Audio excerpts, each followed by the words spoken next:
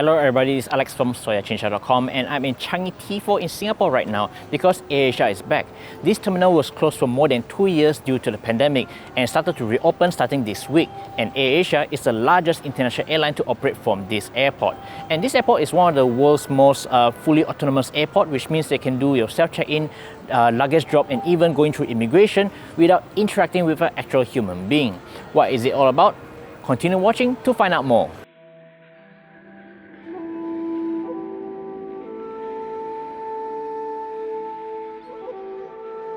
Effective 15 September, AirAsia has moved its Singapore operations from T1 to T4. To celebrate its return to T4, AirAsia used its larger A330 aircraft for its first flight.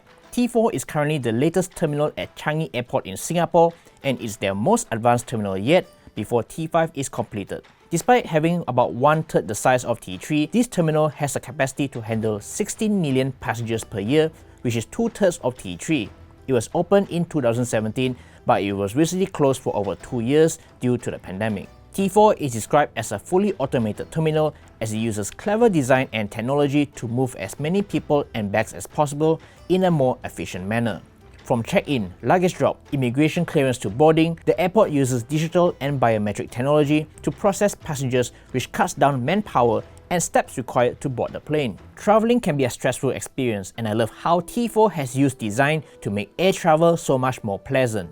The moment you arrive at the terminal, you'll notice a curbless design which makes it easy to roll your luggage into the departure hall. Even the conveyor system at the luggage drop area has a lower height, which makes it easier for the elderly. Despite being a smaller terminal, T4 does provide a sense of a large space thanks to the use of tall glass windows and high ceilings.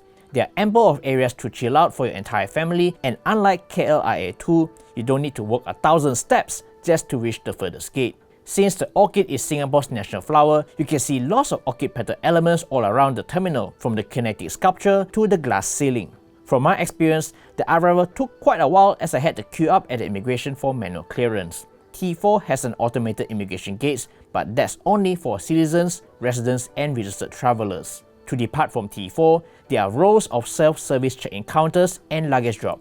During my experience, the self-check-in kiosk didn't accept AirAsia's QR code and I'll have to enter the reference number manually to print out the boarding pass and luggage tag. The self-service luggage drop machine is pretty cool as you don't need to manually scan the luggage tag. Just drop the luggage and the 3D scanner will do the rest. However, the system doesn't seem to be able to match my name with my boarding pass. I suspect it is probably due to the luggage tag printout. I'm flying on a group booking and the luggage tag was printed out without asking me to select my name. Hopefully this is just a minor issue for the first day operations and AirAsia would have probably sorted this out with the Changi authorities. Once that's done, just head to the departure hall where you need to scan your passport and use your face or fingerprint for verification. Next is the security check, which is probably the only touch point that requires human intervention for departure. Going through security at T4 is quite a breeze and I didn't even need to take out my laptop from my carry-on bag. After that, you can just proceed to the gate or head to the stores to kill time. Of course, there are still airport staff and human counters to provide assistance